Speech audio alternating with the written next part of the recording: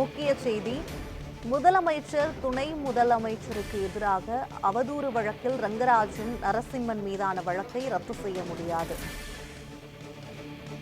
முதலமைச்சர் துணை முதலமைச்சருக்கு எதிராக அவதூறு வழக்கில் ரங்கராஜன் நரசிம்மன் மீதான வழக்கை ரத்து செய்ய முடியாது என நீதிமன்றம் உத்தரவிட்டிருக்கிறது.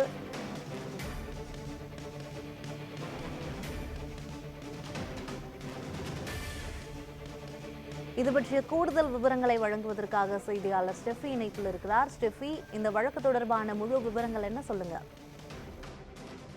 சிவராணி, தமிழக முதல்வர் மற்றும் துணை முதல்வருக்கு எதிராக அவதூறு பரப்பியதாக தொடரப்பட்ட வழக்கில் ரங்கராஜன் நரசிம்மன் மீதான வழக்கை ரத்து செய்ய முடியாது என சென்னை உயர்நீதிமன்றம் மறுத்து மனுவை தள்ளுபடி செய்திருக்கிறது. திருச்சி மாவட்டம் ஸ்ரீரங்கத்தை சேர்ந்தவர் ரங்கராஜன் நரசிம்மன். இவர் நமது கோவில்கள் என்ற பெயரில் யூடியூப் சேனல் வைத்துள்ளார்.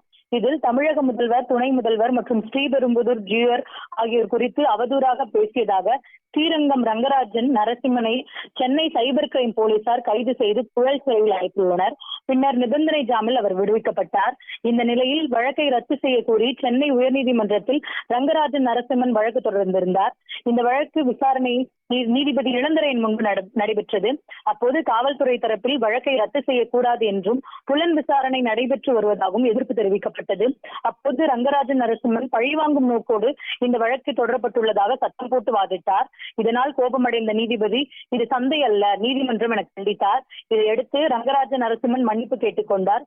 தொடர்ந்து இந்த வழக்கை தள்ளுபடி செய்ய நீதிபதி புகாரை மேற்கொண்டு விசாரிக்க முகாந்திரம் உள்ளது என்றும் விரிவான உத்தரவு பிறப்பிக்க உள்ளதாகவும் குறிப்பிட்டார்.